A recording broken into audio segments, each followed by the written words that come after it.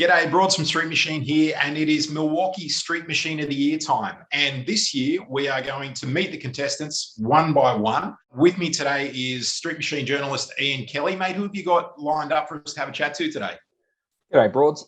So first up, we got Chad Ribbons with his highly dangerous ute. This thing's pretty sick. It's called Sorry Dad.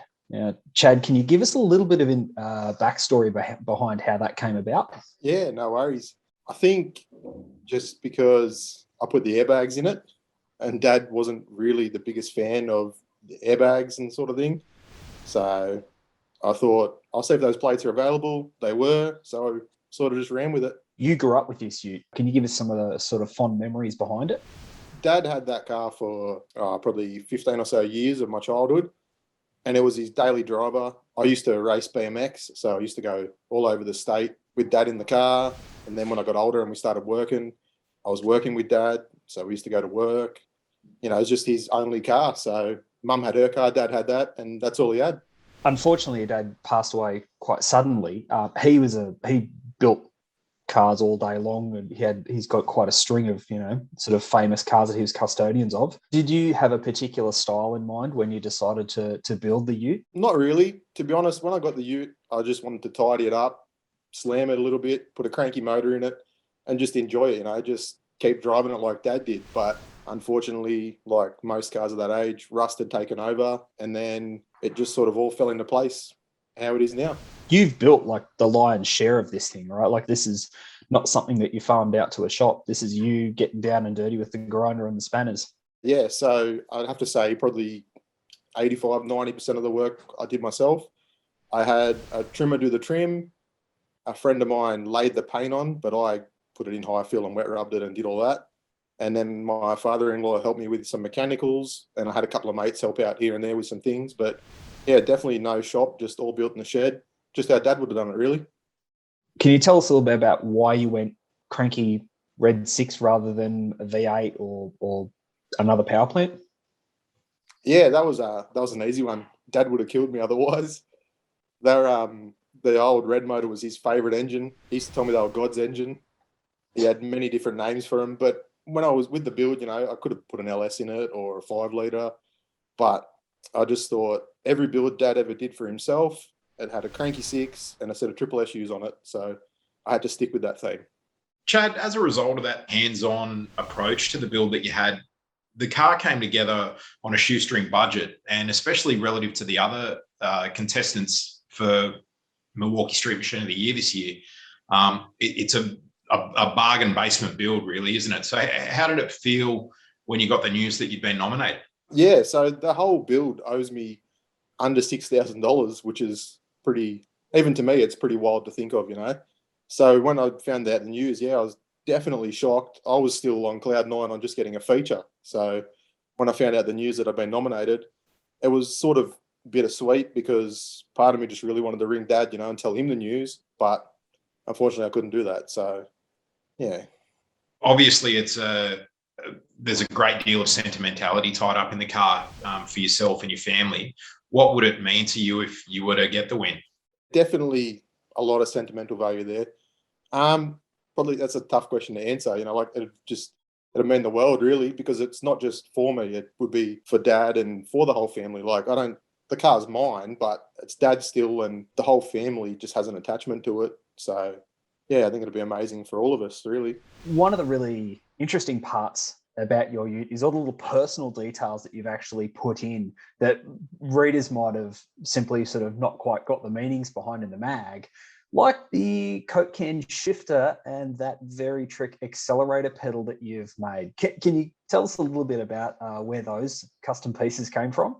Yeah, so anybody that knew Dad would know that he was never, ever, ever not in thongs, and he always had a can of Coke in his hand.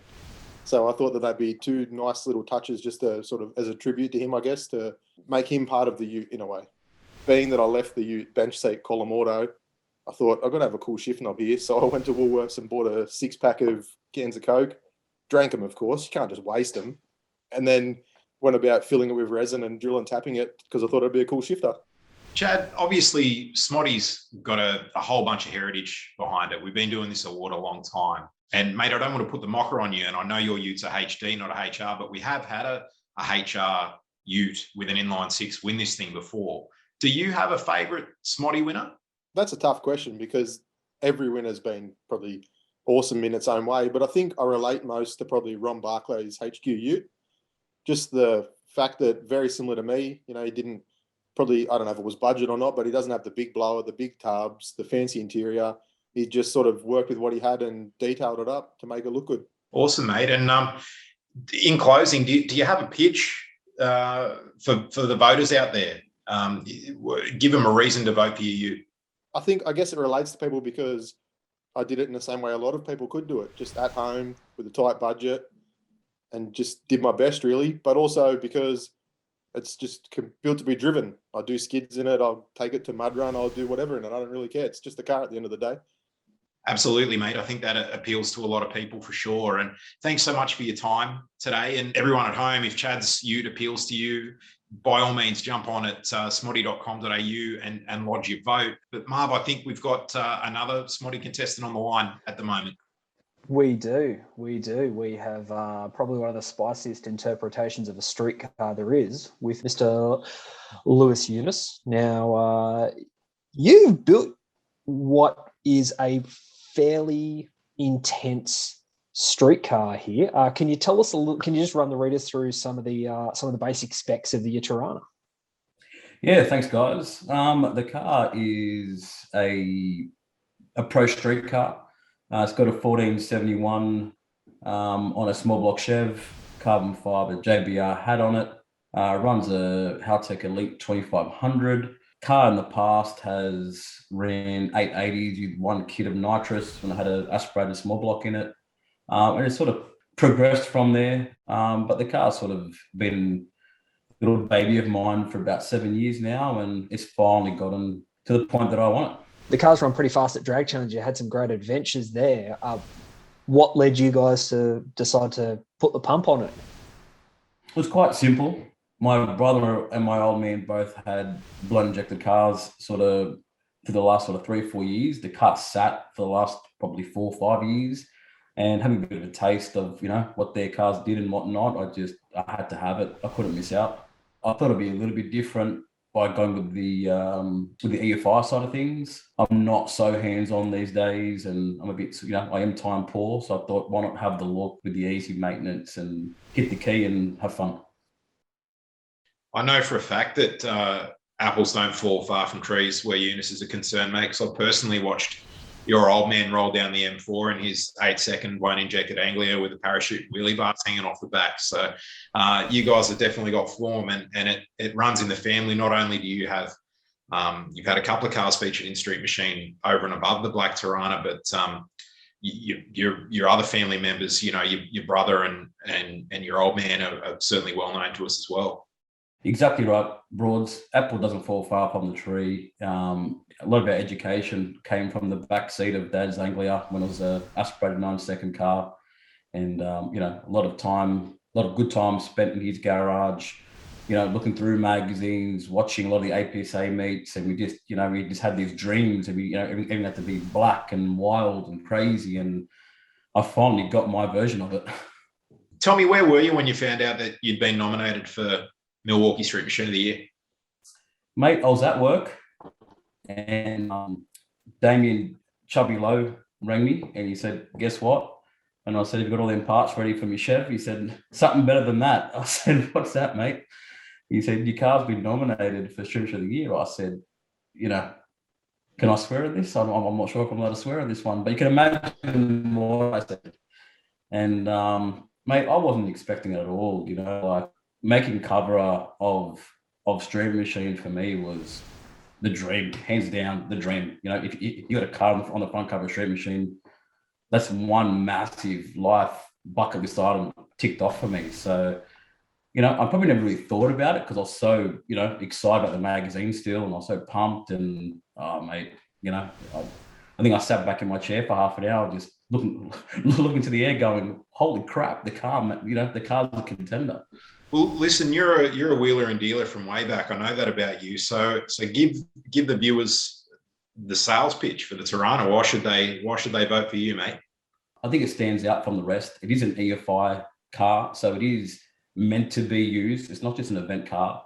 And I'm sure people will have their views on what you can and can't do on the street with these cars, but I definitely intend to use that car. But all I can say is don't vote for me because of me or the car. Pick what you love, pick what you enjoy, think of the people that build these cars and vote for the person that deserves to win the award. What would a win mean to you if you're able to get it? Mate, I think people will laugh at me if I answer that question honestly. I don't know how to put into words, to be honest with you, but if I did win Street Machine of the Year, mate, I'll probably get really drunk and then worry about it the next day because I'd just be absolutely speechless. Good answer, mate. Good answer. Mark, did you have anything else? Look, there's not much to really sort of say, but like there's a lot of debate that goes around in the magazine about what is a street car and all that sort of stuff. But I think that that Torana, as it currently sits, it's an amazing piece of engineering and it's an amazing vehicle that hopefully we can see on the Sydney streets. Where would you actually cruise? Where would be the first place that you'd take it if you won SMOTY? If I did win it, I think I'd drive it every single day for a week. And I don't care if it was work related to a meeting, to pick my kid up from school. I think I'd just make a point to say, everyone that thinks I'm full of shit, watch me. Like whatever I would do in that week in my normal car, I will drive that car. So yeah, whatever I could do to piss those people off to say, yes, it's a street car, I'm there. I don't doubt it for a minute, mate. Congrats again on your nomination and thanks so much for taking the time to have a chat to us today. No, thank you guys. Much appreciated and good luck to all the other contenders.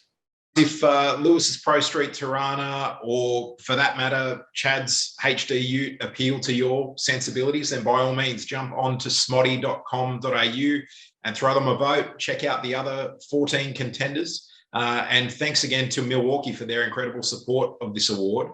$20,000 is certainly no joke. You can also win $5,000 in cash for lodging your vote in the competition for the first time, which is really, really cool. So yeah, really appreciate Milwaukee getting behind the award this year. And as Lewis said, good luck to all the competitors.